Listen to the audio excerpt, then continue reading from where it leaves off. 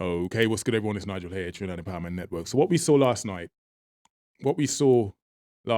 or yesterday, was two Caribbean leaders who stood on the same United Nations stage, but gave speeches that could not be more different. So we had Barbados Prime Minister Mottley, who delivered a speech full of vision, a visionary call for respect and indeed reform. And the polar opposite was the Trinidad and Tobago's Prime Minister Kamla Persad-Bissessar, who sounded more like a Donald Trump rally, full of fear and confrontation. This is why in my previous video I referred to it as a national embarrassment. To me, this isn't just about style. It's about whether the Caribbean claims a seat at the global table or stays a junior partner. So let's unpack all of this. Let's break this down. Now, the Caribbean has always been seen by the United Nations as a junior partner. As almost, they see us as the kids in the background, the noisy, misbehaving kids in the background that needs to be put in their place. This is how the United Nations has seen us historically. The United Nations Security Council hasn't changed since 1962, should I remind you. Now, five permanent members, the United States, the United Kingdom, France, Russia, and China, they hold veto power. They hold the ultimate power, veto power. Small islands like ours only get a temporary voice. We only get the temporary voice. So meanwhile, as you know, in the Caribbean, we're facing rising debt levels, sea levels, and over-dependent on foreign markets, especially America, as you know, in Trinidad. So when our leaders speak on this stage, their words shape how the rest of the world sees us, how the rest of the world treats us.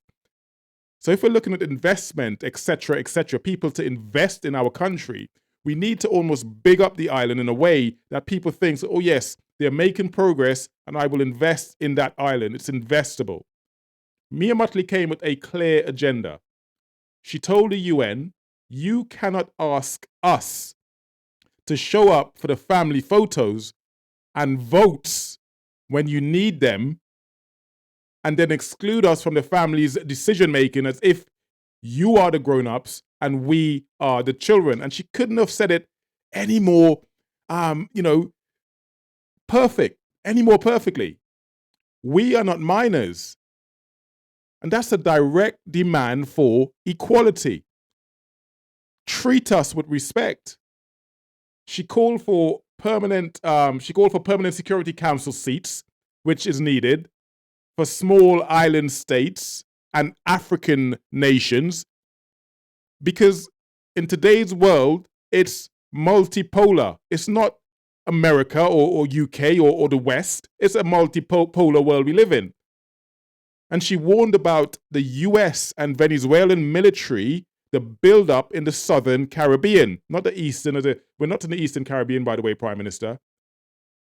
Saying a single accident could drag our island into conflict. And she nails it. By the way, the Prime Minister said we were in the eastern part of the Caribbean. I mean, we're just so you know, we're in the southern part of the Caribbean, Prime Minister, if you're watching this video.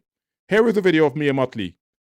There has been a build-up in military assets in the last few weeks in the Caribbean by both sides, by the United States of America and by Venezuela. We believe that any such build-up could occasion just an accident. And if it does, a simple accident can put the Southern Caribbean at disproportionate risk. I need not tell you, therefore, what a war can do. It is not acceptable for our islands, our countries, to be viewed as collateral damage. I propose that one possible way forward is to focus on emissions rather than focusing on the fossil fuel industry. As I've said before, the fossil fuel industry is not the enemy. It is the emissions. In this regard, we should consider working towards a globally legal binding framework on methane, which could contribute to reversing global temperatures, I'm told by the scientists, by as much as half a degree, while purchasing time for the fossil fuel industry to scale up to a commercial level the use of decarbonizing technology. Haiti requires, I've said it over and over, a long-term support plan that addresses security and development, not one at the expense of the other. With the requisite political will, the UN Security Council and the international development system are well equipped. They have the resources and power to deliver. We also want to urge dialogue with our friends and partners, especially in the United States, on the inescapable issue on the flow of small arms and light weapons, not only to Haiti, but indeed across this entire hemisphere. Fragile economies in the democracies of the Caribbean community are now being threatened by this incessant flow of illegally obtained weapons and increasingly organized criminal elements which utilize them. But we will use the systems to deal with them collectively and in accordance with due process. So this is the heart of her message. The Caribbean must remain a zone of peace. She tied it all to climate change, which was perfect. She tied it back to debt relief. And she tied it back to us having a fairer global financial system. She was factual, and this woman is an incredible leader. She's a visionary. Barbados, please look after this leader. The world respects this woman. The world respects Mia Mottley. Now you compare that to our Prime Minister, Kamla Persad-Bissessar. She declared the Caribbean is not a zone of peace, setting a fair-based tone from the get-go, from the start. Her focus was almost entirely on drug trafficking, illegal migration, and violent crime, echoing a US-style war on drugs. It was inherently negative. I almost felt sick in my stomach watching this regurgitation. It was embarrassing. Here's a clip. Here is a short version of the clip. In 2024, for example, Trinidad and Tobago, a tiny nation in the Caribbean of 1.4 million persons, we recorded 623 murders in 1 year, last year. 41%, 100,000. That's about 40%, and many of them are gang-related. So the reality is, being a zone of peace is still an elusive dream that we're pursuing. Now that short clip sums it all up. You don't need to see any more. A fixation on crime and militarized solution. Little mention of climate change, little mention of debt or real United Nation reform. The total opposite to what we saw from Mia Mottley. The total opposite. This is not who we are. This is not who we are in the Caribbean. So, like I said to you, it is a stark contrast here. Mia Mottley speaks of shaping global rules. Our Prime Minister speaks as if we need bigger powers to protect us. Our leader projects confidence, Mia Mottley projects confidence and a vision. Our leader sounds reactionary and fearful. She took a page straight out of the Donald Trump playbook here.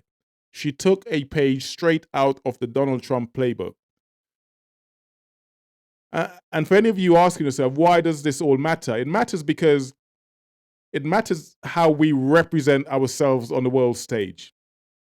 Like I said to you, how we represent ourselves affects investment, it affects trade, it affects our bargaining power. Mia Mottley's approach boosts Barbados' credibility and strengthens the Caribbean's unity. Our Prime Minister's framing risks making Trinidad look dependent on America as usual and completely isolated from CARICOM and the rest of the Caribbean islands. I will repeat, as I said on my previous video, it was a national embarrassment. So here's what Trinidad Here's what Trinidad and Tobago should take from this. Firstly, I would say we have to demand reform of the United Nations and global financial institutions. It has to be done, just like Mia Mottley said. Second, we have to build regional security, through Caribbean cooperation, not foreign militaries. Caribbean cooperation, CARICOM. Third, we need to lead on climate and economic justice. We need to lead on climate and economic justice. And finally, I would say we need to control our narrative. Never let outsiders define us. Never let people on the outside define who we are in the Caribbean. We have always been a zone of peace. And when we say a zone of peace, we mean military action. Yes, we know the crime rate and the crime levels in Trinidad is substantially high. You've heard me talk about this all the time, and we need to do something about that. I digress. The difference between these two speeches is night and day, in my humble opinion. As you can see, as you saw for yourself, Barbados said, "We will not be guests in our own house." Our Prime Minister, our leader sounded ready to hand the keys to Donald Trump, ready to hand the keys to someone else. That is, you're making us uninvestable. The Caribbean needs leaders who fight for structural reform, who fight for debt recovery, climate change, who fights for respect, not leaders who echo someone else's fear, a la Donald Trump.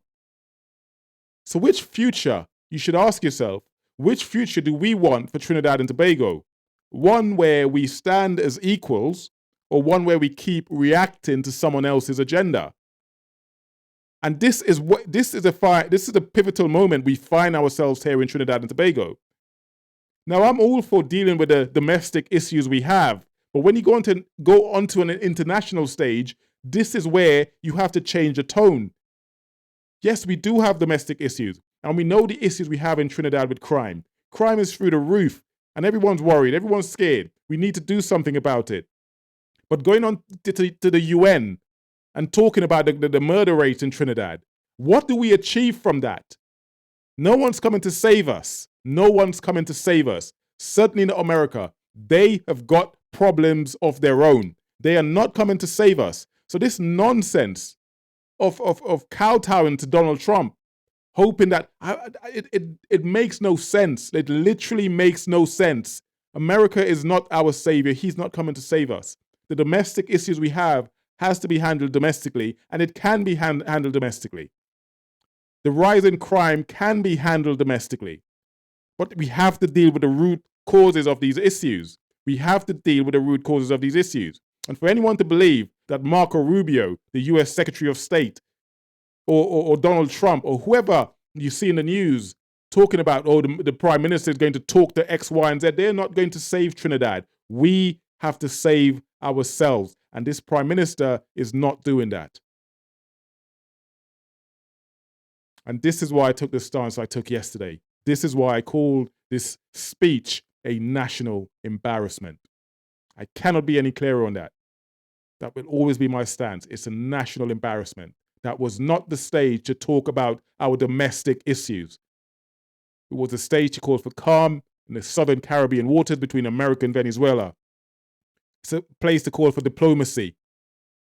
We don't take sides. We do not take sides. We never have done historically. We need to deal with the issues we have in Trinidad and Tobago, the domestic issues we have. And I've said this to you time and time again. Crime is at the core of the issues we face in Trinidad. And we haven't dealt with the root causes of it. We have not dealt with the root causes of crime. Poverty. Poverty. Until we address that, seriously address those issues, crime will remain exactly as it is. In fact, it will only get worse. So that's a broader subject. That's a bigger subject that we need to talk about. Anyway, please like, please subscribe. And I'll see you guys on my next video. Look after yourself and each other. God bless. Take care. Peace.